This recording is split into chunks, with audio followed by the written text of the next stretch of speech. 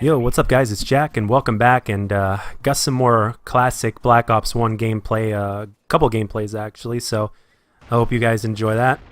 And you know, I firmly believe that this yearly cycle of Call of Duty being released needs to stop. And for the overall better quality of the game, and trust me when I tell you that every single year, one of the things that I look forward to the most, hands down, is the release of a brand new Call of Duty. I pretty much I pretty much pray every year that they release a Call of Duty that is worthy. Now this year, unfortunately, my prayers were not answered, but chances are next year, excuse me, with Treyarch that things will be just fine, and I think 2018, hopefully, just with that alone, should be a much better year because 2017 sucks. But anyway, for me anyway. But going back to the subject here, the yearly cycle needs to stop, and I think what they need to do is I've briefly mentioned this concept, this idea in previous videos actually.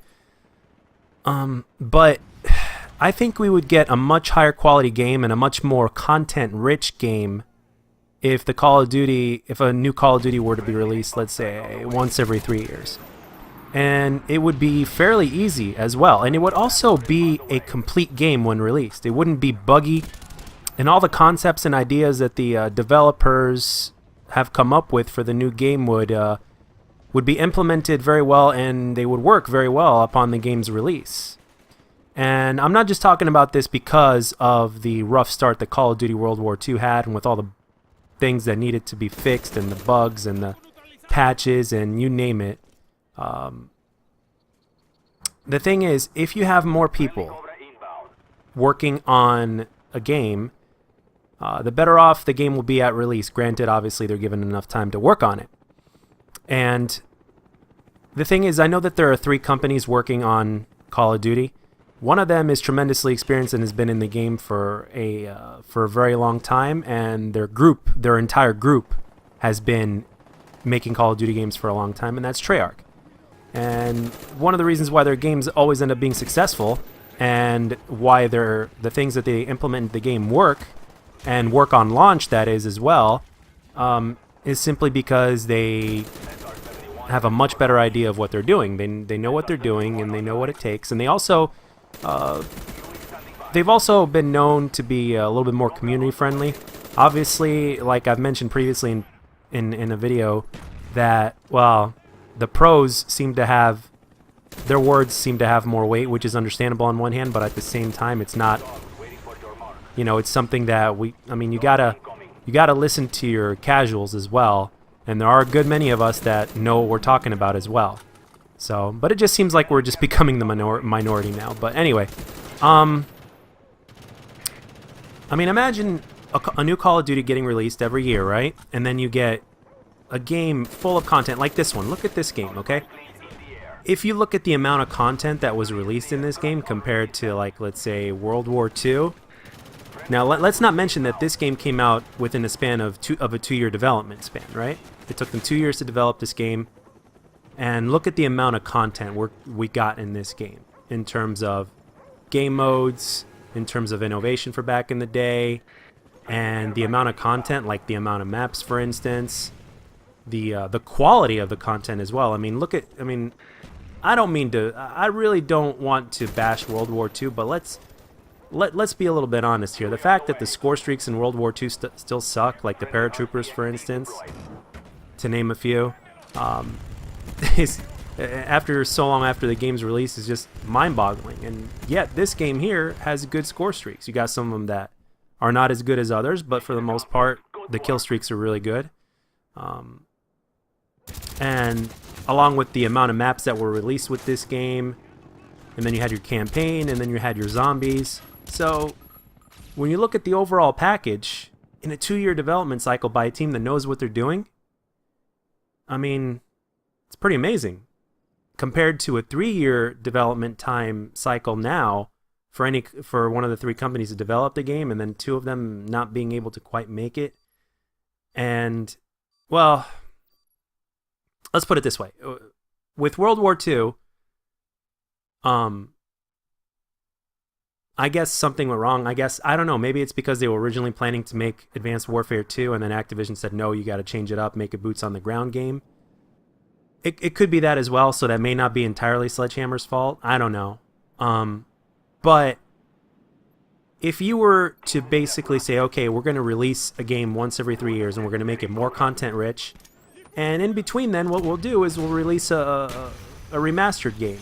Okay? I mean, if Black Ops 1 were to be remastered, I mean, come on. That game will sell.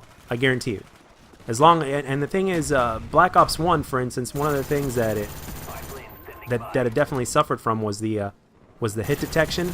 And let me tell you, if they release a Black Ops 1 with everything being intact but with the hit detection being better, just that on its own right there, that's going to sell more, and it's going to bring back people that left the series, because there's still a good amount of people that have left the series that are no longer here.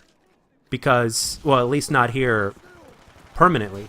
Because there were a lot of diehard Call of Duty fans, and these Call of Duty fans are still diehard fans, but they've left because of the fact that they're diehard fans and they keep on getting disappointed year after year, and they're getting sick and tired of the BS. There you go. And another question I wanted, there's a question that's been in my mind lately, but it's not something that's worth an entire video over, but how many of us are left? How many purely dedicated Call of Duty fans are left now? There aren't that many of us from the looks of it. There's not many of us left, and for those of us that are, we are not, as of right now, until at least the Treyarch game comes out, we're not playing any of the new releases. Most of us are playing Black Ops 2, Black Ops 3, and maybe a couple of the older games in between. But that's pretty much it for the most part, at least from what I've seen, and from what I've seen on the player counts as well.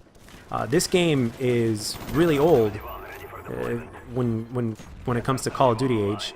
This game is really old, and in peak hours, there's anywhere from 10 to 15,000 people playing on Xbox. So that says something after so many years, after the game's been released. Like, what, 7 years now?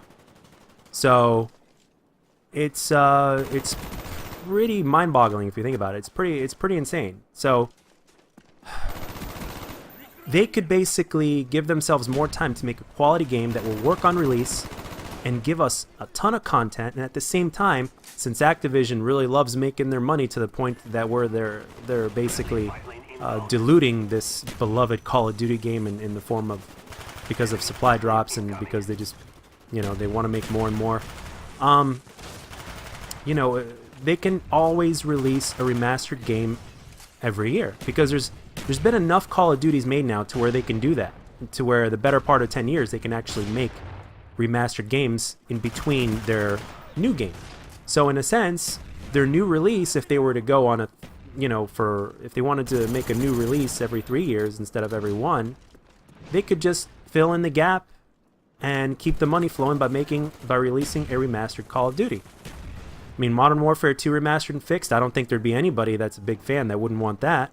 Or a Call of Duty with Black Ops 1 with better hit detection, or let's say a Modern Warfare 3 that basically improved off of the things that it got wrong. And what I mean by that, and the thing is, Modern Warfare 3 is also, I think it's also the most divided game. I mean, there's so many people that love it and so many people that hate it at the same time. So it's pretty crazy. But imagine a Modern Warfare 3 that was remastered and played even better than the original. And I certainly wouldn't be against that. I would play it. There's a lot of things that I like about Modern Warfare 3, and at the same time there's a lot of things that I don't like about it, but for the most part, I certainly wouldn't mind a remastered version. I mean, and one of the things that also I keep thinking about, and that I can't stop thinking about as of recently, is like, man, how great would have Ghosts, the Call of Duty Ghosts would have been so great if the maps were like around Black Ops 2 size. I mean, seriously, if they were 3-lane maps, Black Ops 2 size, I mean, I think Ghosts would have been much better. I mean, it would have been like Black Ops 2, but with its own twist. And I don't think a lot of fans would have had a problem with that, because there are fans that really love Infinity Ward games and the way that Infinity Ward makes their games. They love that flavor, so to speak. And there are other fans that prefer Treyarch. And Sledgehammer, to be honest, I don't know where in the hell they lie in terms of the fans. I mean, right now, World War II is dying big time, and the thing is, like, if they were really planning to make Advanced Warfare 2 and then they got stopped in the middle of production from Activision in order to change games up, they just gotta really, they're just unlucky, but because if you look at Call of Duty Advanced Warfare, and compare that to COD World War II, they are so different. I mean, one of them doesn't even feel like a Sledgehammer game in my personal opinion. Granted, I only played COD World War II for a week before I said fuck that, I'm out. But World War II just doesn't feel like a Sledgehammer game. Advanced Warfare feels very different, and Modern Warfare 3, you can kind of tell there is a little bit of Sledgehammer was involved in creating that game. And so I think they just need to basically combine forces, and this is something that I've mentioned many times. They need to combine forces, work on one project in a 3-year lifespan that's going to be more than enough time for them to make it, because they'll also have more people working on it, which they can get more stuff done. They can do even more testing. They can expand it. They can fix their bugs faster and all these different kind of things, and at the same time add more content.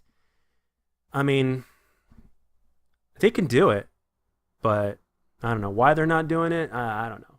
I think the yearly life cycle is a curse. So I think that we just need to break the curse, because right now, if we keep going like this, Call of Duty it's not going to end well, and it sucks for us passionate fans out there. But anyway, guys, that's all I had for this one. I hope you enjoyed the gameplay and the commentary. Let me know what you guys think about the yearly cycle and what you think about what I said here. Do you agree? Do you disagree? What do you think? So with that being said, guys, let me know. And as always, if you liked the video, don't be afraid to let me know. And if you didn't, let me know what I can do to make my videos better. And I'll catch you guys on the next one.